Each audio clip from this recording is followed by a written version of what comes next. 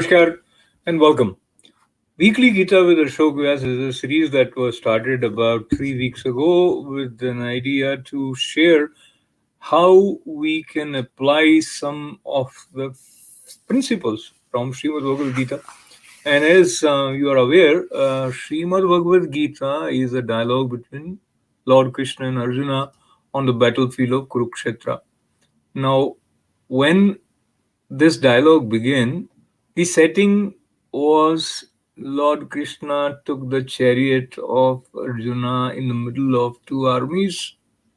Now, here is the greatest warrior of his time, the wonderful best archer of the world, feeling little depressed. Now, the attitude with which he found himself caught up was forcing him to quit and go away from the battlefield.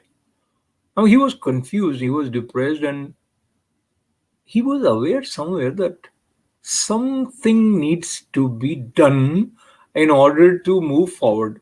So he wanted to get back to that right attitude.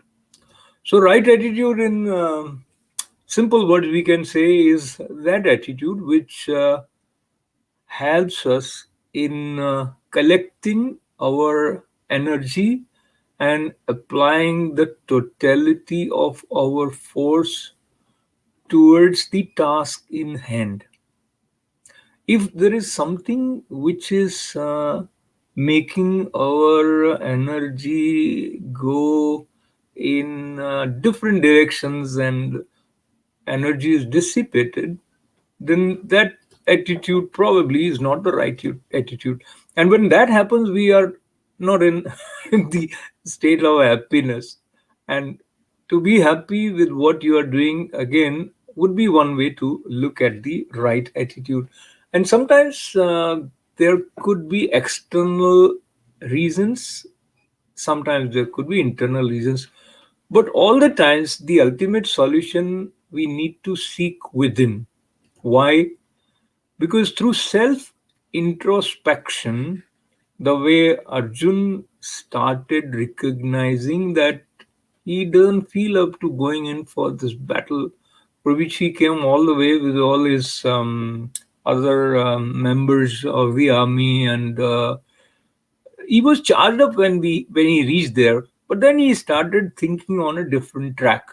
So the question is, when we feel that we are not finding our element, or we don't want to move with joy towards the project which we have undertaken, it could be because of the other team members, it could be because of some lack of clarity on our part in terms of why we are doing what we are doing. So that clarity would only come through self introspection. So, in order to develop the right attitude, it is important to look within. In order to look within, many times we need to do away with the distractions. If we are distracted in different directions, then it won't lead to self introspection. So, what is necessary for us to be sincere to our self introspection is to invoke a sense of stillness. And how to invoke that sense of stillness within and not indulge in blaming others for our set of situation is also an exercise worth undertaking. You could have your own special way of invoking a sense of stillness. You could go for a walk.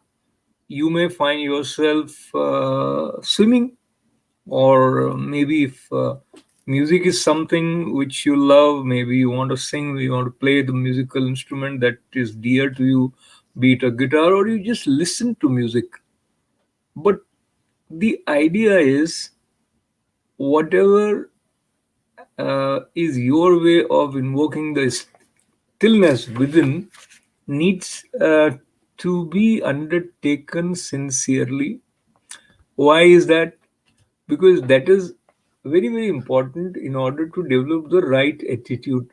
And there are some steps that we have already talked about. One, right attitude is important. Self introspection is necessary to see where we are, and this stillness is actually a pathway towards inner harmony. When we are at peace with ourselves, when we arrive at a sense of harmony, the beauty within guides us towards the solution of all that which is causing a sense of stress, worry, tension.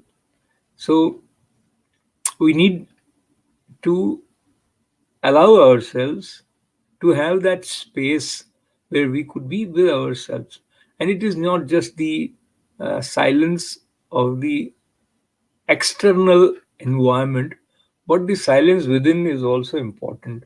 And if breathing exercise helps you in arriving at that sense of stillness, indeed, that is always available. That is always available. Now, when you are in tune to the silence within and you have invoked that silence, you would also become aware that there is untapped wisdom which is starting to speak to you from inside of you.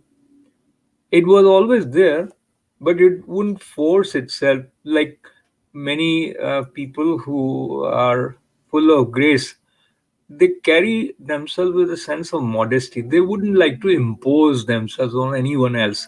The same way, there is this infinite wisdom within you which would only become available, or it would only become audible when you have invoked silence within. And when we say wisdom within, then in the context of Bhagavad Gita, we also recollect that there is a sense of interrelatedness, interdependence in the world. In essence, we all we all are one. We are breathing in the same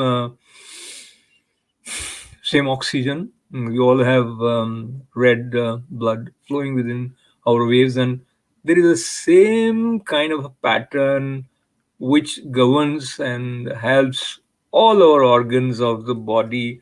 The way our heart pumps, it is the same. So there is a sense of unity with everyone in the world as well as with the cosmos, because we are related to the cycle of sun, we are related to the cycle of moon. Now we, by allowing ourselves to listen to the wisdom within, are also letting this flow of wisdom from the infinite source find its way in us in such a manner that we can tap to it, we can connect to it, we can relate to it. And when that happens, we have a surge of joy, a surge of light, of clarity, and then we move to the next idea or step, which is what prevents us from realizing our full potential is our pressure on our mind to focus on the immediate gain, and that takes away our awareness of the beauty of life. So, to develop the right attitude, it is important that we are not caught up in the short term vision and we are aware of the long term or the broad vision of life and our role in life and our relationship with not just with another human beings but with the cosmos. And that is the idea which Bhagavad Gita brings to our attention, and they refer to it as yagya. When we are embracing fullness of life and we are aware of the beauty of life, and the most important gift which we are bestowed upon is the gift of breathing. Breathing, which we many times ignore. And when we become aware of the all pervading beauty and our specific role in the context of the cosmic drama, and we operate from this point of view, then it is easy to have that balance of mind which would help us relate with beauty not just with ourselves but also with others. And with that right attitude, when we move forward and undertake all actions, there is a continuity of joy and satisfaction, and we also have all our potential ready to manifest and at our command. So, on that note, with a lot of good wishes, and may each one of us develop the right attitude to be the best, and the best is yet to come. Staying optimistic about our hidden potential and our ability to manifest it is a sure way of realizing our full potential and becoming successful. So, on that note, thank you very much for joining me. Take care. Bye.